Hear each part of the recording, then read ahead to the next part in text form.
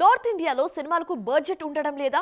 మనవాళ్లే ధైర్యంగా 100 కోట్లను దాటి వేల కోట్ల వైపు బడ్జెట్ ని పరుగులు తీస్తుంటే నార్త్ వాళ్ళు ఎందుకు ఆలోచిస్తున్నట్టు, ఎక్కడ తడబడుతున్నట్టు? మనకున్నంత మార్కెట్ వాళ్ళకు లేదా? పోనీ మన వాళ్ళ సపోర్ట్ తీసుకుంటే? ఈ డీటెయిల్స్ మాట్లాడుకుందాం పదండి. క్రిష్ నెక్స్ట్ చాప్టర్ కి బడ్జెట్ పెట్టలేకపోతున్నారా?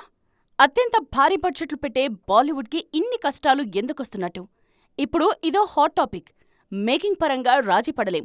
ఒకవేళ అంతంత పెట్టి సినిమాలు తీసినా మార్కెట్ పరిస్థితి ఎలా ఉంటుందోననే ఊగిసలాట అంటూ సిట్యువేషన్ ని డిస్క్రైబ్ చేస్తున్నారు క్రిటిక్స్.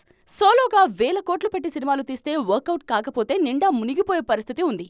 అందుకే సౌత్ హీరోస్ ను కలుపుకుని సినిమాలు తెరకెక్కించాలన్నది Mumbai makers strategy.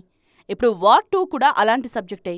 North Hrithik, మన తారక్ కలిసి నటిస్తోన్న ఈ సినిమా మీద బీభత్సమైన ఎక్స్పెక్టేషన్స్ ఉన్నాయి. సౌత్ నార్త్ పక్కా కొలాబరేషన్ ఉంటే మార్కెట్ పరంగానూ ప్రీ రిలీజ్ బిజినెస్ పరంగానూ మేకర్స్ సేఫ్ జోన్లో ఉంటారు. అందుకే ఇప్పుడు ఈ ఫార్ములాని ఎక్కువగా ఇంప్లిమెంట్ చేస్తున్నారు. ఆ మధ్య బ్రహ్మాస్త్రాలో కింగ్ నాగ్ కి ది బెస్ట్ రోల్ ఇవ్వడం వెనుక రీజన్ ఇదే. ఆల్రెడీ కిసీ కా భాయ్ కిసీ కా జాన్ సినిమాలో వెంకటేష్ తో కలిసి నటించారు సల్మాన్ ఖాన్.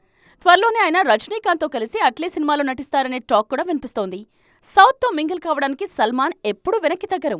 మెగాస్టార్ మూవీలో టార్మార్ టక్కర్మార్ అంటూ స్టెప్పులు కూడా వేశారు సల్లుభాయ్.